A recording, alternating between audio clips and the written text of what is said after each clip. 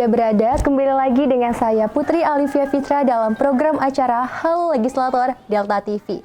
Pemirsa, kali ini kita kedatangan narasumber yang sangat luar biasa. Beliau merupakan salah satu anggota DPRD Kabupaten Lampung Tengah yang akan berbagi pengalaman, wawasan kepada kita semua, khususnya masyarakat Kabupaten Lampung Tengah. Beliau adalah Bapak Sukarman SSI dari fraksi PKS. Baik pemirsa, marilah kita sapa beliau terlebih dahulu. Assalamualaikum Bapak, selamat siang. Putri, baik, ya. Bagaimana Bapak hari ini kabarnya? Alhamdulillah, sehat walafiat. Alhamdulillah Bapak. Saat ini Bapak Sukarman telah dilantik kembali ya Pak ya menjadi anggota Dewan dari Kabupaten Lampung Tengah yang nantinya akan kembali menjadi wakil dari masyarakat Kabupaten Lampung Tengah khususnya yang ada di lingkungan Bapak. Baik, namun sebelum itu kami ingin mengenal terlebih dahulu Bapak. Siapakah sosok dari Bapak Sukarman sebelum menjabat atau sebelum terjun ke dunia politik Pak? Yo, terima kasih Putri. Pemirsa Delta TV, perkenalkan nama saya Sukarman SSI. Saya lahir tanggal 6 November 1972 di Kampung Rama Utama, Kecamatan Seputiraman. Ya. Sebelum saya menjadi anggota DPRD Lampung Tengah, ya, saya pernah kerja di perusahaan 8 tahun ya. Jadi 3 tahun di PT di Basena Citra Darmaja, kemudian 5 tahun di PT Wayuni Mandira. Dan tahun 2004 kami mengundurkan diri ya, kemudian menggeluti usaha di dunia persapian ya. Sampai sempat waktu itu saya membuat perusahaan dan kebetulan saya diangkat sebagai direktur utama di PT Agro Swarna Persada dulu itu kan ya. Dan di tahun 2004 juga sampai tahun 2016 saya juga sebagai guru ya. Saya pernah ngajar di SMK Muhammadiyah Seputiraman ya, Seputiraman. Saya ngajar bidang studi kimia dan biologi ya. Karena kebetulan saya alumni Universitas Lampung ya, Fakultas MIPA jurusan biologi ya, jadi saya dipercaya ngajar ilmu biologi dan kimia. Kemudian saya juga ngajar di Madrasah Darussalam ya, di DS Darussalam sebuti banyak ya, dari tahun 2004 sampai 2016 ya. Sama di sana saya ngajar biologi dan kimia. Bahkan di Darussalam saya sempat mendapat sertifikasi ya, ikut program sertifikasi ya, dan pernah 1 tahun ya mengenyam gaji dari pemerintah dari program sertifikasi guru itu kan ya. Kemudian di tahun 2014 ya saya terpilih sebagai anggota DPRD Kabupaten Lampung Tengah. Saya cuti dari program sertifikasi ya. Terus untuk mengawali di dunia politik ya, itu di Basena dulu, awal mula itu kan ya, saat pasca reformasi ya, saya di Basena itu bareng dengan kawan-kawan ya, kawan-kawan dari alumni Unila dulu di sana, bergabung dengan Partai Keadilan waktu itu ya, saya jadi ketua DPC ya. Kemudian tahun 2004 saya balik kampung ya di Seputiraman, saya kembali jadi ketua DPC PKS di Kecamatan Seputiraman yang saat itu mungkin suara partai masih di bawah 300 suara ya. Kemudian saat saya jadi ketua DPC sampai 5 tahun berikutnya itu di pemilu 2029 itu di Seputiraman ya, kita jadi 4 besar pemenang ya, kita dapat suara 2.500 suara. Di 2014 saya dicalonkan oleh partai jadi salah satu calon dan alhamdulillah terpilih ya, menjadi salah satu anggota DPRD Kabupaten Lampung Tengah periode 2014-2019 seperti itu kan ya. Artinya saat ini memasuki 2 periode ya Bapak ya? Ini periode yang kedua ya. Untuk motivasi Pak Sukarman sendiri yang pastinya telah mempunyai pengalaman di periode sebelumnya, pastinya ada banyak harapan dan juga planning dan mungkin rasa ingin kembali mengabdi Pak. Kalau dari Bapak sendiri apa Pak motivasi untuk kembali terjun ke dunia pemerintahan setelah sempat terjeda? Jadi sebenarnya ya itu 5 tahun jadi anggota dewan kemarin itu ya kalau suka dukanya itu kan ya. Itu di 2014-19 dulu kan ada badai politik waktu itu kan ya, KPK itu memanggil semua ya yang mungkin dimintain keterangan terkait kasus yang ada di Lampung Tengah, termasuk saya salah satunya yang sempat dipanggil ke sana itu kan ya. Itu pengalaman yang pahit ya, sehingga dengan pengalaman itu ya sempat kita di 2019-2024 kita jeda merenungi diri itu ya, merenungi diri, mengevaluasi bahkan dapat dikatakan menghukum diri ya, mungkin selama 5 tahun banyak kurangnya ya, banyak kurangnya ya. Terus kemudian di 2024 ya sebenarnya kita sudah ya pengen gantian yang muda-muda ya, tapi karena belum ada ganti dari kader-kader yang ada di Sebutirraman ya, dengan terpaksa itu di ujung-ujung ya masa perpanjangan pendaftaran calon legislatif waktu itu ya, saya kembali dipasang itu kan ya, seperti itu gitu kan ya. Jadi motivasi yang utama ya mudah-mudahan nanti kami bisa memperbaiki ya kekurangan-kekurangan kami di periode pertama 2014-2019. Terus kemudian yang kedua, saya sudah punya rekam jejak, ada program-program bagus yang dulu pernah kami jalankan dan masih kami pertahankan walaupun kami kemarin sempat jeda ya, itu nanti akan kita gelar kembali ya melalui wadah yang mungkin sudah kami siapkan melalui program Rumah Inspirasi Masyarakat seperti itu gitu kan ya. Baik, jadi ada beberapa hal yang pastinya sudah dipersiapkan ya Pak ya, dan juga banyak yang akan nantinya ditingkatkan kembali. Untuk menjalankan suatu hal pastinya sangat penting pengaruh faktor orang-orang terdekat dalam memberikan dukungan terhadap seorang Bapak Sukarman ya Pak ya. Lalu bagaimana Pak dukungan dari keluarga, orang terdekat setelah ketika Bapak terpilih kembali menjadi anggota DPRD Kabupaten Lampung Tengah di periode tahun ini?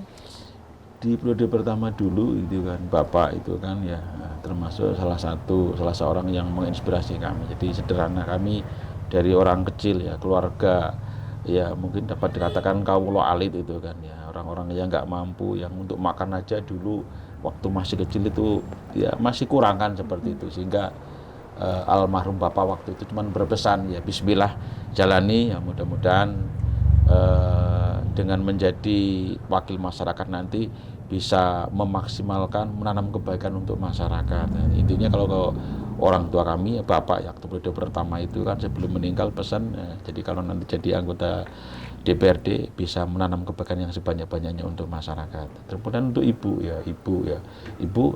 di periode yang kedua ini itu kan sebenarnya ibu waktu itu keberatan kan, udah dengan jadi pedagang sapi aja nanti sudah kayaknya udah damai ya. Tapi setelah kami kasih pemahaman ya, akhirnya ibu memahami ya, udah bismillah ya, jadi kembali ya agar menjadi pribadi yang bermanfaat untuk masyarakat. Kalau untuk anak istri ya apalagi kalau anak itu kan memang pendidikannya juga udah jauh dibandingkan orang tua kami terdahulu ya, udah melihat pemaparan kami ya, jadi anggota dewan ya, dicalonkan menjadi anggota dewan, pengen punya kebermanfaatan yang banyak untuk masyarakat ya. Kalau anak-anak kami ya sangat-sangat mendukung, termasuk istri seperti itu gitu kan. Oke, baik Bapak, jadi memang dukungan sangat berarti ya Pak ya untuk menjalankan amanah yang cukup besar menjadi seorang wakil rakyat. Baik pemirsa, kita akan kembali melanjutkan dialog kita dengan Bapak anggota DPRD Kabupaten Lampung Tengah, tetap di Halo Legislator Delta TV.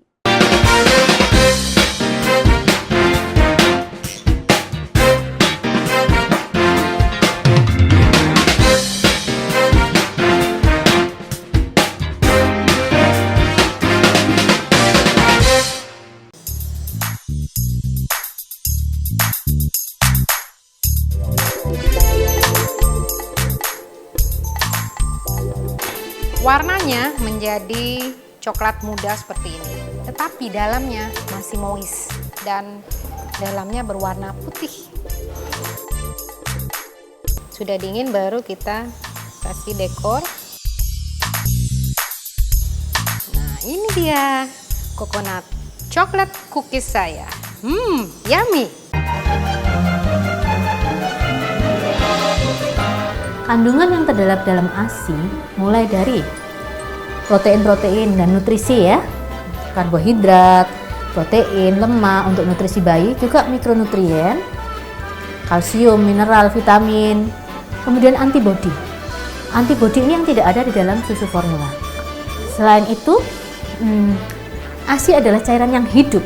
Jadi pemberian ASI akan memberikan hal yang terbaik bagi perkembangan pertumbuhan seorang bayi manusia. Nah, tadi kan kita sudah bahas bersama mengenai pemberian ASI eksklusif serta manfaat pemberian ASI eksklusif untuk bayi. Dan sekarang saya akan kasih satu resep yang simple banget untuk Bunda di rumah bisa kreasikan untuk buah hatinya.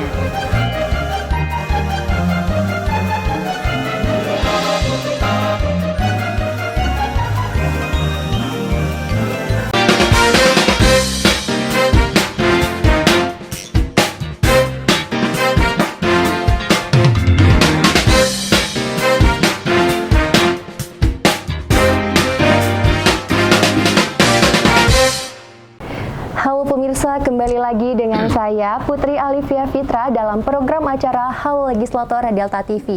Masih bersama narasumber kita yang sangat luar biasa dan sangat menginspirasi kita. Masih bersama Bapak dari fraksi PKS dan salah satu anggota DPRD Kabupaten Lampung Tengah. Bapak kembali lagi di Halo Legislator dan kita akan melanjutkan bincang kita pada siang hari ini, Bapak. Selama menjalani masa kampanye beberapa bulan belakang lalu, bagaimana Pak suka dukanya dan pastinya apa saja yang menjadi pembelajaran untuk Bapak yang nantinya akan dikoreksi dan ditingkatkan lagi ketika saat ini sudah terpilih menjadi wakil dari rakyat, Pak? Ya, baik ya. Jadi suka duka saat kemarin menjalani kampanye itu kan ya. Jadi kalau di kampanye periode yang pertama dulu itu kan itu hampir semua orang masyarakat yang didatangi itu yang ditanyain tentang duit ya. Jadi sedihnya kita kalau kita nggak bisa ngasih duit itu kan. Kalau kita bisa ngasih duit itu bahagia itu kan ya. Tapi kalau kita nggak ngasih duit itu ada perasaan ngerasa bersalahnya. Itu untuk periode yang pertama. untuk periode yang kedua, itu kami gerak itu kan terbatas itu di kelompok-kelompok lama yang sudah kami bina, kelompok-kelompok baru yang mereka mendaftar itu kan ya. Kalau suka dukanya itu ya karena di periode kedua itu memang kami juga nggak punya anggaran khusus untuk kampanye itu kan ya. Itu yang membuat kami sedih saat kami diundang kami nggak punya duit. Kalau kami nggak punya duit ya, hanya sekedar untuk beli snack ya, untuk minum nggak punya duit, ini ada rasa sedih. Duit segitu aja kita nggak mampu. Nah, sehingga harusnya malam ini nanti pertemuan kita undur, nanti malam berikutnya nyari dana terlebih dahulu. Satu. Kemudian berikutnya itu kan pemahaman di masyarakat itu kan ya. Apalagi Lampung Tengah itu kan infrastruktur itu kan hampir semuanya itu kan rusak itu kan ya. Itu masyarakat ya tahunya itu kalau ada anggota dewan itu jalannya baik mulus itu kan ya. Masyarakat kalau mau minta itu kan enggak tahu itu kan bahwa untuk mengajukan program itu lewat prosedur itu kan. Mereka enggak tahu seperti itu ya. Tahunya kalau bisa ya sekarang ya, enggak usah nunggu nanti. Tapi senangnya jadi caleg ya, baik di 2014 maupun 2024. Jadi sehingga kami itu saat menjadi caleg kami itu kan dipaksa untuk turun ke masyarakat, dipaksa untuk berbuat ke masyarakat, sehingga ya dengan jadi caleg ya begitu rampung ya kita nengok ke belakang ya kita sudah nanam banyak kebaikan di masyarakat. Ini harapan kami ya tanaman-tanaman kebaikan selama kampanye itu ya bisa jadi jariah kami sekeluarga beserta tim-tim kami itu seperti itu gitu kan ya. Baik Bapak, pastinya sudah mulai terancang ya Pak ya program kerja yang nantinya akan direalisasikan kepada masyarakat Kabupaten Lampung Tengah khususnya. Kalau dari Bapak Sukarman sendiri Pak, apa saja program kerja yang saat ini sudah dirancang dan akan diberikan dan ditindak juga untuk para masyarakat Kabupaten Lampung Tengah? Ya, jadi untuk program kerja ya, jadi kami melanjutkan dari program-program lama yang oleh partai, oleh masyarakat itu dinilai bagus, dinilai punya manfaat itu kan, manfaat yang berkelanjutan ya. Itu secara garis besar itu ada 2 program kerja ya. Yang pertama ya kami punya komitmen untuk membesarkan UMKM yang melalui kelompok-kelompok binaan kami ya. Kelompok-kelompok yang sudah kami bina di periode sebelumnya maupun kelompok-kelompok baru yang kami bentuk saat kampanye kemarin maupun ya juga termasuk kelompok-kelompok yang saat ini yang mereka sedang ya berupaya untuk membuat ya. Kemudian kelompok-kelompok itu ya yang sudah ada itu nanti akan kita carikan orang tua asuh ya, orang tua asuh dari tingkat kabupaten, provinsi, nyampe pusat ya. Bahkan sampai untuk pembuatan badan hukum nanti akan kita bantu mereka ya.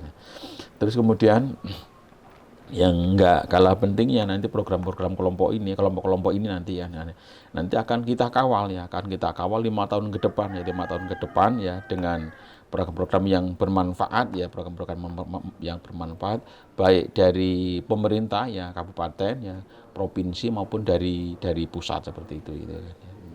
Jadi memang sudah ada beberapa program kerja yang sudah disiapkan ya Pak ya, terkait dengan proja tersebut. Bagaimana cara Bapak melakukan pendekatan kepada masyarakat untuk nantinya mereka bisa ikut berpartisipasi Pak? Jadi pendekatan ke masyarakat, jadi kelompok-kelompok yang sudah kami bina ya, itu akan kami isi dengan program kami yang kedua ya. Program kami yang kedua ya, itu ada yang pertama itu program lumbung pangan terpadu ya. Jadi dengan konsep ya, kita pengen ya, jadi saat musim tanam itu biasanya masyarakat berbondong-bondong pinjam ke rentenir ya, ke rentenir ya. Nanti dengan adanya lumbung pangan itu nanti mereka bisa pinjam ke lumbung pangan yang mereka kelola sendiri ya. Jadi lumbung pangan itu periode pertama itu ada sekitar 50-an lumbung pangan yang masih eksis sampai sekarang, mungkin ada sekitar 50%-an ya. Ini akan kembali kita munculkan kembali, kita lanjutkan kembali, kita benahi dengan manajemen yang baru ya. Harapannya nanti akan lebih baik dibandingkan dengan lumbung pangan yang kita gelar di periode yang pertama. Dengan adanya program lumbung pangan ya, mereka masyarakat otomatis karena ada kebermanfaatannya dengan mereka otomatis akan daftar dan gabung dengan kami itu kan. Terus minimarket kampung sederhana ini juga akan kembali kami gelar itu kan ya. Jadi M2KS itu minimarket kampung sederhana itu kan konsep belanja sambil menabung gitu kan ya. Jadi di setiap kampung itu kan kelompok-kelompok yang ada itu kita wajibkan untuk membuat M2KS ya, M2KS. Mereka belanja di situ, harganya sama dengan pasar ya. Terus nanti setiap mau lebaran itu ada SHU, jadi hasil tabungan mereka selama 1 tahun. Ini juga di periode pertama ada 30-an ya lumbung M2KS yang sudah kami bentuk. Nanti harapannya nanti di periode yang kedua ini akan bisa lebih banyak lagi dan akan lebih baik lagi. Terus kemudian ada kelompok-kelompok ternak ya. Kami punya kelompok-kelompok ternak ya, ternak kambing. Bahkan kelompok ternak kambing kita sudah diambil oleh Basnas jadi binaan mereka juga itu kan ya. Terus kelompok ternak sapi ada yang sudah mandiri, bahkan sekarang sudah memproduksi pakan olahan ya, konsentrat maupun fermentasi yang sudah dikirim ke berbagai daerah kelompok ternak binaan kami. Terus berikutnya yang nggak kalah penting juga, saya punya program jemput sakit untuk berobat ya. Program jemput sakit untuk berobat di periode pertama dulu itu sudah kami lakukan ya. Kalau dulu namanya jemput sakit kembali sehat itu kan. Kalau sekarang kita rubah jemput sakit untuk berobat itu kan ya. Itu sangat-sangat membantu masyarakat, terutama masyarakat yang nggak mampu ya, Jadi di periode pertama itu banyak sekali yang sudah tertolong ya. Kalau mereka taruhlah ada yang sakit tengah malam pun ya, jam di atas jam 12 malam kalau memang mereka sakit butuh ke rumah sakit, mereka kalau pintu kami sudah gerbang kami sudah tertutup, mereka bisa lompat, bisa gedor kami, kita antarkan ke rumah sakit Demang waktu itu gitu kan. Ini akan kembali kita lakukan dengan pembenahan, sudah kita belikan ambulan ya, mereka bisa memakai jasa ambulan kami tanpa bayar kan, seperti itu untuk antar mereka berobat ke rumah sakit. Terus juga program-program industri rumahan ya. Di periode pertama saya jadi pembina independen itu asosiasi KWT ya. Ini kembali nanti KWT yang masih berada di naungan kami nanti akan kembali kita gerakkan nanti kan. Terus kemudian nanti itu dari KWT yang masih ada itu kan ya. Sekarang itu kayak contoh di KWT Rejo Basuki, Kampung Rejo Basuki itu masih eksis, itu memproduksi tiwul, ya memproduksi tepung moka dan makanan-makanan ringan yang sudah dipasarkan sampai keluar Lampung seperti itu gitu kan. Baik, luar biasa sekali pemirsa, ternyata sudah banyak sekali program kerja yang menjadikan pendekatan kepada masyarakat dari Kabupaten Lampung Tengah itu sendiri ya Pak ya. Tapi Bapak mungkin sebelum itu saya memohon maaf dulu, kita akan jeda terlebih dahulu. Setelah jeda pariwara berikut ini tetap di Halo Legislator Delta.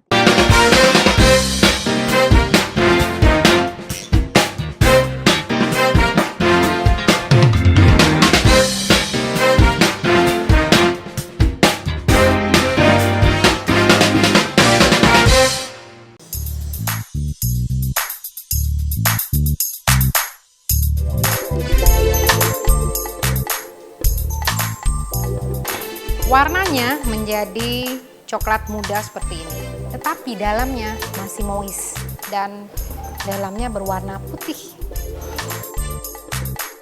Sudah dingin baru kita kasih dekor. Nah, ini dia coconut coklat cookies saya. Yummy.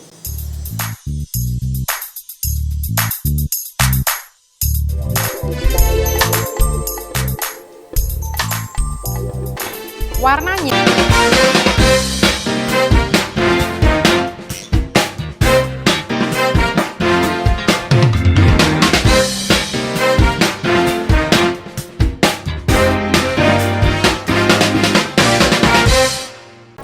Halo pemirsa, kembali lagi dengan saya Putri Alifia Fitra dalam program acara Halo Legislator Delta TV. Pemirsa, saat ini kita masih bersama Bapak Sukarman SSI dari fraksi PKS yang merupakan salah satu anggota DPRD dari Kabupaten Lampung Tengah. Mari kita sambut beliau kembali. Halo Bapak, kembali lagi dalam program acara Halo Legislator Delta TV, kembali membahas tentang beberapa proja yang telah Bapak paparkan di segmen sebelumnya. Dalam menjalankan program kerja tersebut Pak, hambatan apa saja yang saat ini menjadi kendala dan juga mungkin akan menjadi koreksi dan evaluasi juga bagi Bapak ketika nantinya lanjut melakukan kegiatan-kegiatan di periode saat ini Pak? Ya, terima kasih Putri ya. Jadi sebelum menjelaskan tentang hambatan-hambatannya, tadi ada yang ketinggalan program ini yang terpenting dan banyak sekali peminatnya, itu program Lampung Tengah Hijau itu kan ya. Jadi program Lampung Tengah Hijau ya kita program ini punya tujuan ya, tujuan untuk menghijaukan pekarangan rumah yang masih gundul itu kan ya, menghijaukan pekarangan rumah, kecamatan, Kabupaten Lampung Tengah dengan menanami tanaman-tanaman yang punya nilai ekonomis tinggi gitu kan.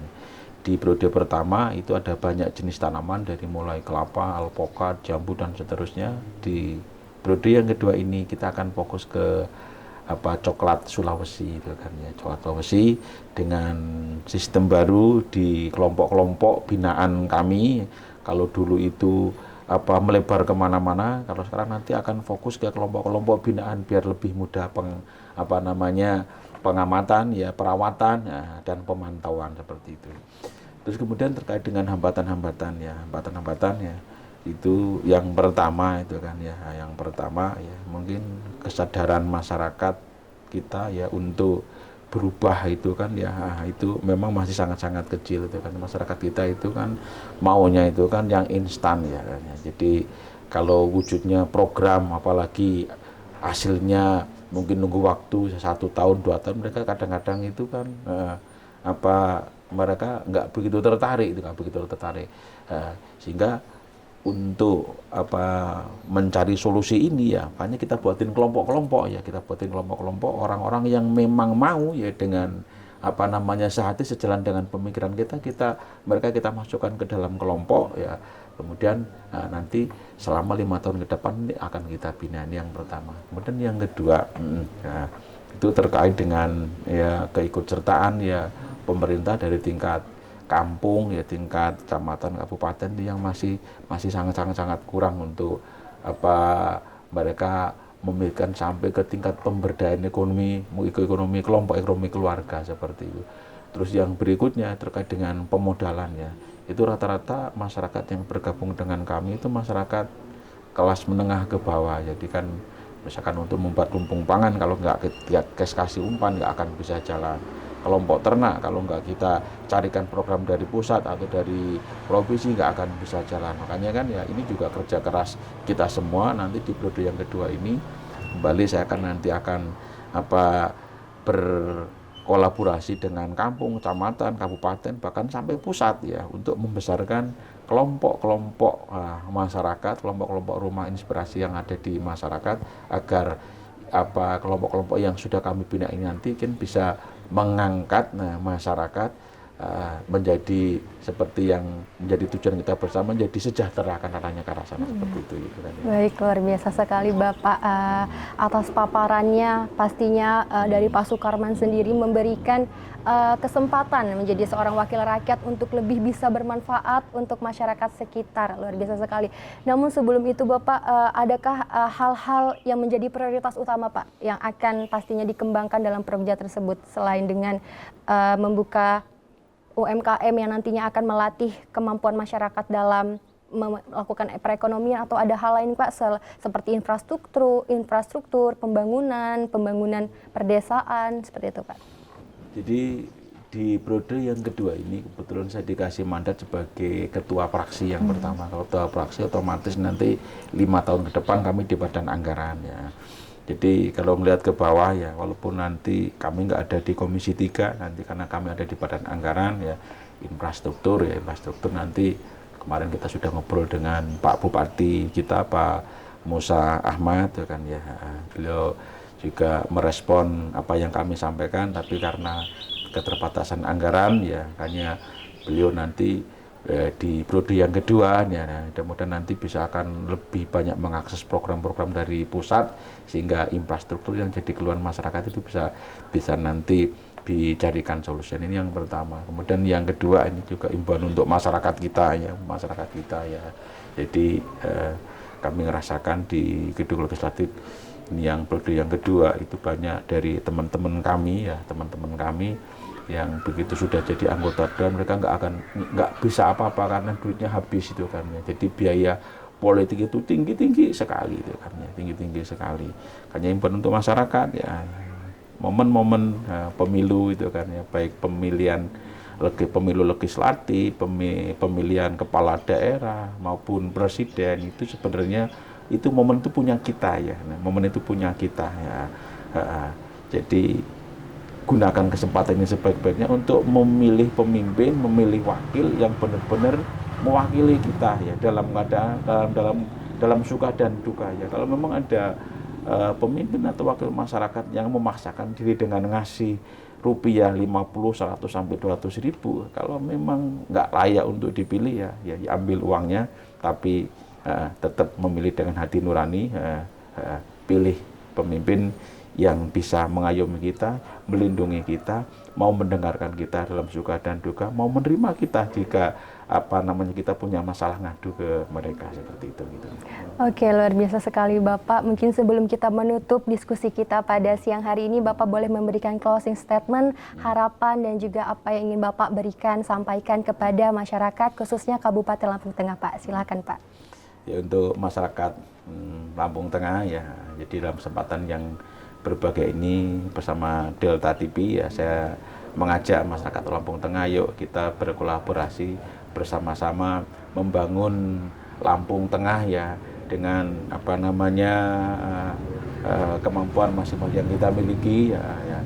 Terus kemudian bantu kami, doakan kami, datang ke rumah kami, tegur kami jika masyarakat mendapatkan kami ya sudah keluar tidak sesuai dengan yang masyarakat harapkan ya, seperti itu.